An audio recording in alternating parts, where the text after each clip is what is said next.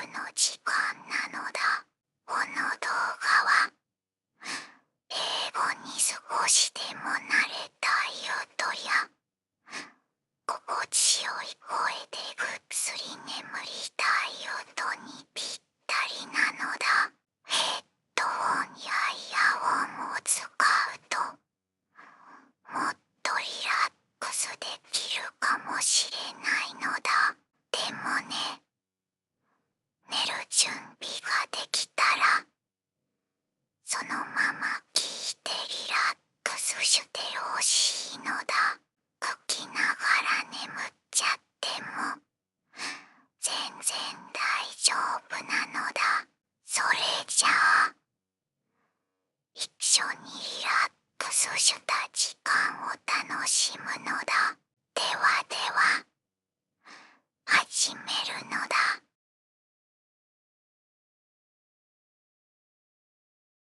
The Gateway of Echoes. Tom and Lucy had always dreamed of an epic adventure. Growing up in the quiet village of Willowbrook, they had read countless stories of daring explorers, hidden treasures, and magical lands. Little did they know, their own lives were about to become a tale to rival the ones they loved. It all began on a crisp autumn morning. The air was cool, and the leaves crunched underfoot as Tom and Lucy made their way to the edge of the forest. They had heard whispers of a mysterious stone arch that had appeared overnight. The villagers called it the Gateway of Echoes, and many believed it was a doorway to another world. "Do you think it's real?" Lucy asked, her breath visible in the chilly air. Tom adjusted his backpack and grinned. Only one way to find out. As they approached the forest, they noticed a faint glow emanating from within the trees. The arch was indeed real. Standing tall and ancient, its surface covered in intricate carvings that seemed to shimmer in the dappled sunlight. "It's beautiful," Lucy whispered, running her fingers over the carvings. "But what do these symbols mean?" Tom pulled out a notebook he always carried. "They look like some kind of runes. Maybe they're instructions." Before they could decipher the markings, the ground beneath them began to tremble. A soft hum filled the air, growing louder as the archway's glow intensified.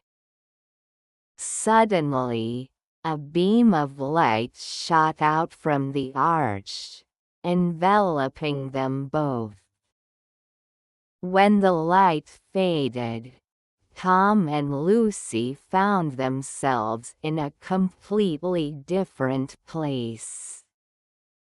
The sky above was a deep shade of purple, and two suns cast long shadows on the ground.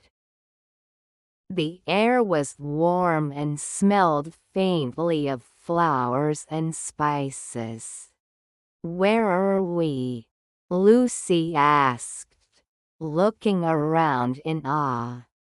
Tom pointed to a sign nearby, written in the same runes as the arch. "Welcome to Eldoria," he read aloud. "The land of echoes. The landscape was breathtaking.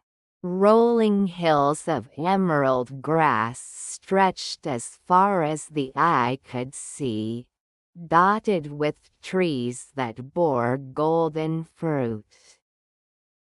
In the distance, a shimmering city with towers of crystal and light seemed to float above the ground. As they stood there, a group of small, fox-like creatures approached. They had bright blue fur and large, intelligent eyes. One of them stepped forward and spoke in a melodic voice. "Travelers, welcome to Eldoria. I am Niv, guardian of the gateway." Tom and Lucy exchanged surprised glances. "You can talk?" Lucy asked. Niv nodded. "In Eldoria, all beings can communicate.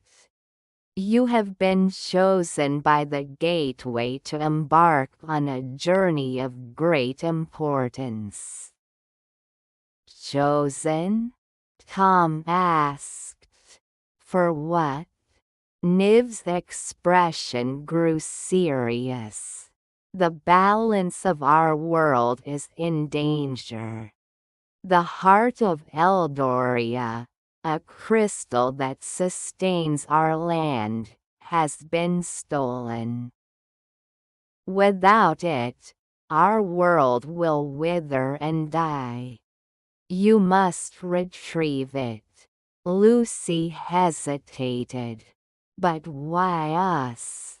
"The gateway chooses those with pure hearts and unyielding courage," Niv explained. "You possess qualities that are rare and precious. Will you accept this quest?" Tom and Lucy looked at each other. The decision was unspoken but unanimous. "We'll do it," Tom said. Niv's eyes gleamed with gratitude. "Thank you.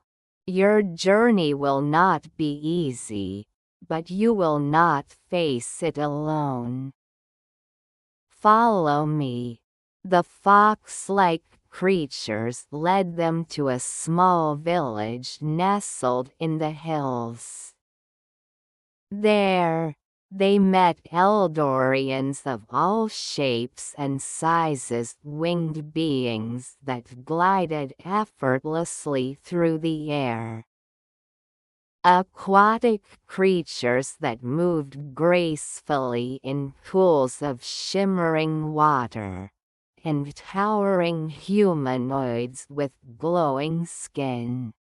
An elder named Lyric provided them with supplies and a map. The heart was taken to the Shadowlands, Lyric explained, pointing to a dark area on the map. "It is a place of danger and despair, guarded by the sorcerer Kale." "How do we defeat him?" Tom asked. "Kale's power lies in his staff, which amplifies his magic," Lyric said. "If you can destroy it, his hold over the Shadowlands will weaken." The villagers gifted them with enchanted items, a cloak that rendered the wearer invisible, a compass that pointed to one's deepest desire, and a vial of healing elixir. Armed with these tools and their determination, Tom and Lucy set out on their quest. The journey to the Shadowlands was long and treacherous. They crossed roaring rivers, climbed steep mountains, and navigated dense forests filled with creatures both wondrous and fearsome.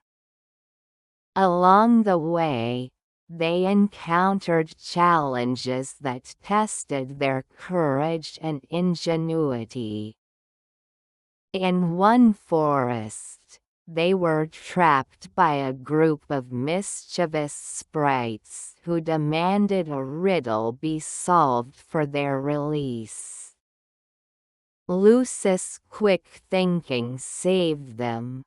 What has roots as nobody sees is taller than trees. Up, up it goes, and yet it never grows. A mountain, she declared, and the sprites let them go, laughing and applauding her cleverness. In another encounter, they faced a massive serpent guarding a narrow pass. Using the invisibility cloak, Tom managed to sneak past the serpent and retrieve a key it had been protecting. With the key, they unlocked a hidden gate that led to a secret shortcut.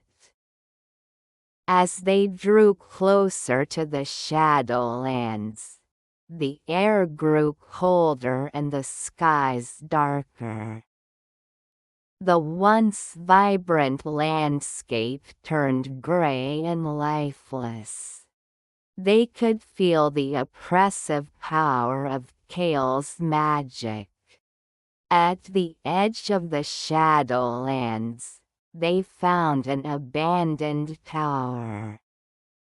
Inside, they discovered an old journal belonging to someone who had once served Kale but had fled. The journal contained valuable information about the layout of Kale's fortress and the weaknesses of his magic. With this knowledge, they devised a plan. Under the cover of darkness, they infiltrated the fortress, using the enchanted cloak and compass to avoid detection. They navigated a maze of corridors, each one more ominous than the last, until they reached the chamber where Kale kept the heart of Eldoria. Kale was waiting for them. He was tall and imposing, with eyes that glowed like embers and a staff that pulsed with dark energy. "Foolish children," he sneered. "Did you really think you could steal from me?" Tom and Lucy stood their ground. "We're here to restore balance to Eldoria," Lucy said firmly. "Your reign ends now." Kale laughed, a sound that echoed through the chamber. "Brave words. Let's see if your actions match them." The battle that followed was fierce.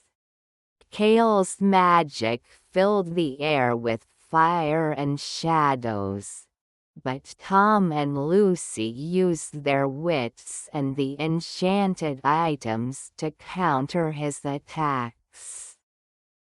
Lucy threw the healing elixir to protect Tom from a deadly blow, while Tom used the invisibility cloak to get close to Kale. Finally, Lucy spotted an opening. Using the compass to guide her, she found a weak point in Kale's defenses. With a burst of strength, she struck his staff, shattering it into pieces. The dark magic dissipated instantly, and Kale let out a roar of defeat before vanishing into a cloud of smoke. The heart of Eldoria, now free from Kale's grip, glowed brightly. Tom and Lucy carefully placed it in a protective case and began their journey back to the village. As they left the Shadowlands, the landscape around them began to heal. Grass turned green, flowers bloomed, and the air felt lighter. When they returned to the village, they were greeted with cheers and celebration. Niv and the other villagers thanked them for their bravery and presented them with tokens of gratitude. The heart was restored to its rightful place, and Eldoria thrived once more. Tom and Lucy knew they would return to their world with memories that would last a lifetime. The Gateway of Echoes had chosen them for a reason, and they had proven themselves worthy. As they stepped back through the archway, they looked at each other and smiled, knowing their adventure was just the beginning of many more to come.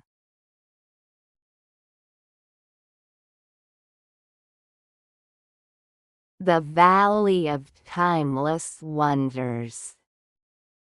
Tom and Lucy were no ordinary children. While their friends spent time playing games or watching television, these two sought out adventures. They loved exploring the woods, climbing hills, and discovering hidden places no one else dared to enter. Their small village, nestled between mountains and a vast forest, provided plenty of opportunities for their curiosity to thrive. One day, while wandering near the edge of the forest, they stumbled upon a strange, ancient-looking stone. It was large, round, and covered in moss, with strange carvings etched into its surface. Tom knelt down and brushed away the dirt. "Lucy, look at this. These marks don't look like anything I've seen before." Lucy examined the stone closely. "It almost looks like a map. See? These lines here might be rivers or paths." Tom's eyes lit up. "A map? Do you think it leads somewhere?" "There's only one way to find out," Lucy replied, her voice filled with excitement. The carvings showed a path that started from the stone and wound deep into the forest. Determined to uncover its secrets, Tom and Lucy decided to follow the map. They packed a bag with water, sandwiches, a flashlight, and a notebook to record their findings. As they entered the forest, the air grew cooler, and the sunlight filtered through the dense canopy above. The path was overgrown, with ferns and vines hiding much of the ground. Despite the challenges, Tom and Lucy pressed on, their excitement growing with each step. After an hour of walking, they reached the clearing. In the center stood a tall oak tree with a hollow trunk. Lucy peered inside and found a small wooden box. She pulled it out and opened it carefully. Inside was a compass, but unlike any they had seen before. The needle glowed faintly and spun wildly until Tom held it steady. "This must be part of the map," Tom said. "Maybe it will guide us to the next clue." The compass needle pointed south, so they adjusted their course and continued walking. The forest grew denser, and the sounds of chirping birds and rustling leaves surrounded them. Soon, they arrived at a small stream. The compass needle pointed straight across it. "We need to cross," Lucy said, rolling up her pants. The water was shallow but cold as they waded through. On the other side, they spotted another clue, a carved arrow on a boulder, pointing them further into the woods. Hours passed, and the forest became darker and quieter.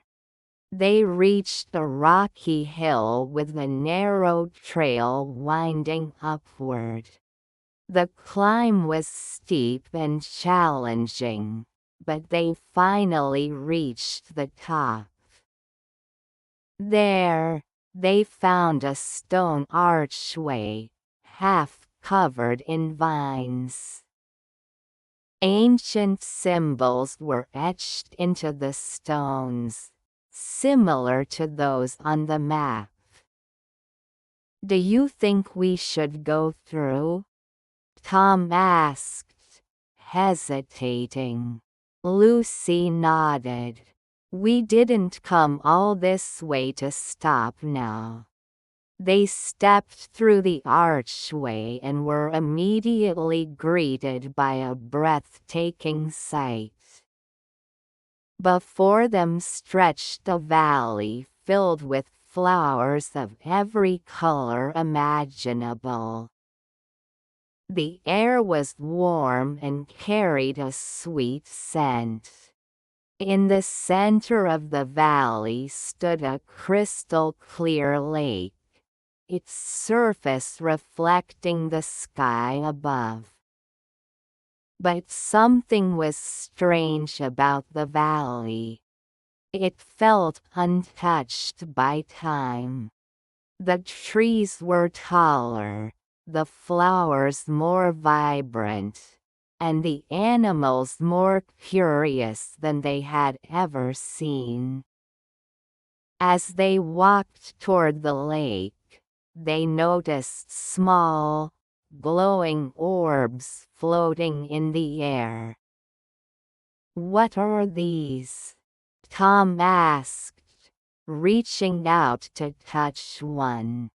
The orb dissolved at his touch, leaving behind a faint sparkle. Lucy noticed a pedestal near the edge of the lake. On it sat an old, leather-bound book. She picked it up and opened it carefully. The pages were filled with writing in a language she couldn't understand, but the illustrations told a story. It showed people entering the valley and finding a hidden treasure deep within the lake. "Do you think there's something in the lake?" Lucy asked, showing the book to Tom. Tom nodded. "It seems like it. But how do we get to it?" As they pondered the question, one of the glowing orbs floated toward them. It hovered for a moment before darting toward the lake and disappearing beneath the surface. "Maybe it's trying to show us the way," Lucy said. Without hesitation, they waded into the lake. The water was cool and clear, and they could see fish swimming below. As they moved deeper, the glowing orbs gathered around them, illuminating the water. They noticed a faint light coming from the lake bed. "There," Tom pointed. They dove down and found a small chest, half buried in the sand. It was heavy, but together they managed to bring it to the surface.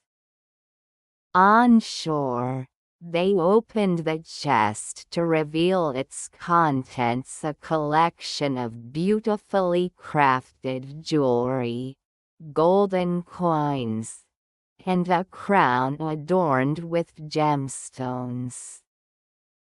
But among the treasure was another item, a key made of crystal.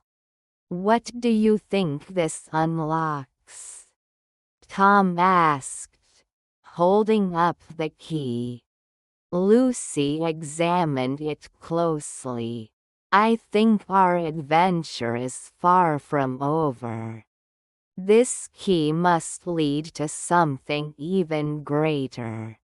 They decided to return to the village and share their findings with the town's historian, Mr. Everett. When he saw the key, his eyes widened. "This is remarkable," he said. "Legend speaks of a door hidden in the mountains. A door that only a crystal key can unlock." Tom and Lucy exchanged excited glances. Their adventure was just beginning, and they couldn't wait to see where the key would take them next.